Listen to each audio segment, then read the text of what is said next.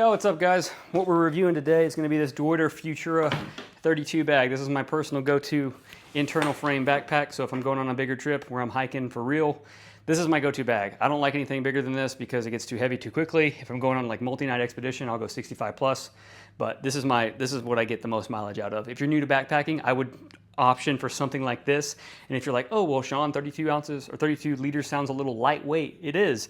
But you can always mount externally. So if you've got sleeping pads, sleeping bags, stuff like that that's not going to fit inside, you can always mount that externally, and you're still able to make it, you know, up the hill and feel pretty good about it.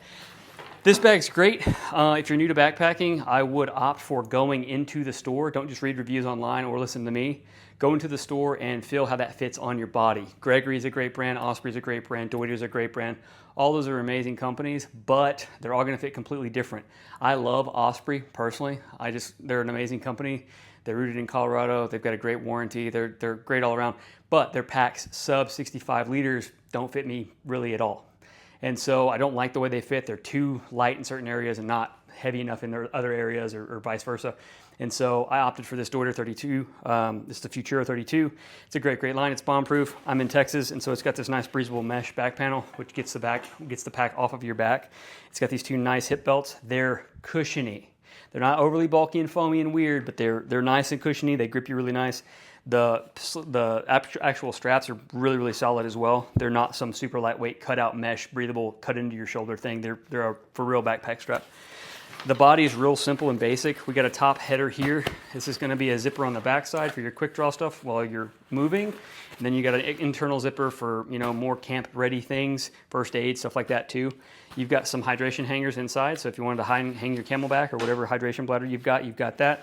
Two really big pouches on the side. I put this one with my water filtration, and then this one gets, you know, really whatever else I want to put in there. Sometimes gloves, sometimes a hat, sometimes socks, whatever. But extra stuff kind of goes there. You've got some trekking pole or some external bungees on the outside there. So these are really nice for, you know, securing things. If you do want to put, you know, external stuff and get real bulky on the outside, you can. And then you've got two nice deep mesh pockets here, mesh, bungee.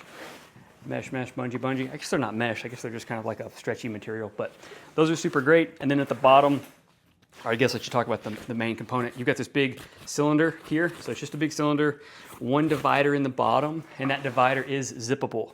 And it actually goes down into this section. So I've got mine open, so I can completely just shove whatever I got in this full thing, and I can take up the entire thing. If you don't want to do that and pack your sleeping bag in a separate compartment, separate from the rest of your stuff, say, you want to do that because you got some sand in this and you don't want it in your bag, you can actually, there's a zipper in there and you can zip it up and it will separate the bag in two, so this stays alone and that stays alone, which is pretty cool. If you're new to backpacking, I guess these straps here in the bottom, these little bungees, those are just for trekking poles. So if you did mount a set of trekking poles, you've got two loops here in the bottom that you can mount them through so they stay and they're not kind of getting weird. And then a firm one here on this side. So that's the same song and dance. You can go crossbody with a fishing pole or something like that. You can get creative with it.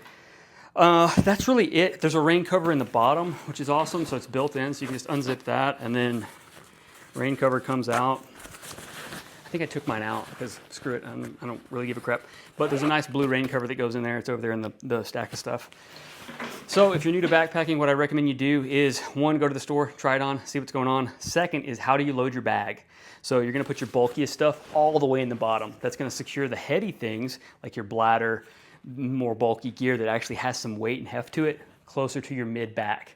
You're going to want it to ride kind of right there in the middle of your back so that you can get the most leverage out of it. You're still mobile. It's not weighing you down and kind of hitting you in the bottom of the back the whole time you're hiking. And then any like things that you need really quickly when you get to camp or when you're out on the trail, load those on top. That's also what this header's for. So you can put, you know, flashlight, snacks, first aid, stuff like that in the top, just so it's quick and easy to get to. And now, since I have had some questions about it, I'm gonna show you how to actually fit a pack. So when you do go to the store, if no one's helping you, because that does happen from time to time, these are the 3 points that I would say that you're gonna look for and make sure that it's fitting right. First, load it properly. Second's gonna be, you're gonna want your hip belt to fit right over your belly button. I just gained some weight from being a dad, so this one may not fit quite as great, but it's gonna fit right over my belly button. That's how you want it to fit. If I was to take these off, it's still gonna fit pretty solid. Like I can completely take them off, pack still fits nice. It feels comfy, feels good. It doesn't feel weird, it doesn't cut in. Then when you're gonna actually put the thing on your body from your shoulder straps, you're going to grab both of them at the same time.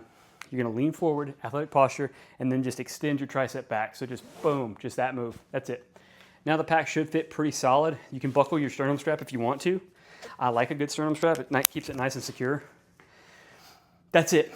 Boom. So that's going to be number 2. That should get you kind of in the ballpark of what you're doing. And then third is going to be your load lifter straps. So every internal frame backpack is going to have these load lifter straps right back here. I don't know if you can see them in the video, but they're right there. They should be at about 45-degree angle coming off of your body when you're just walking flat. If you're going up a hill, you can cinch them down to where that load kind of gets more over your shoulders. If you're going down a hill, you can let them out all the way, and that's going to put that load back there to kind of balance you going down the hill. Like I said, 45 degrees, you should feel it. As soon as it gets there, you'll feel where they should be. But those are my main points when you're fitting a backpack and what to look for when picking a new bag, or if you're getting into backpacking for the first time. If you have questions, I'd love to hear what you think, or what bags work for you, or where you're shopping at. If you're in Austin, Texas, I'm not sponsored by them. I just like them a lot. Whole Earth Provision Company, check them out. They're a great company from back in the 70s. They're still doing great outdoor stuff. They're funky, they're weird, they're Austin, the true heart of Austin. And so check them out, do your thing. Let me know what you think.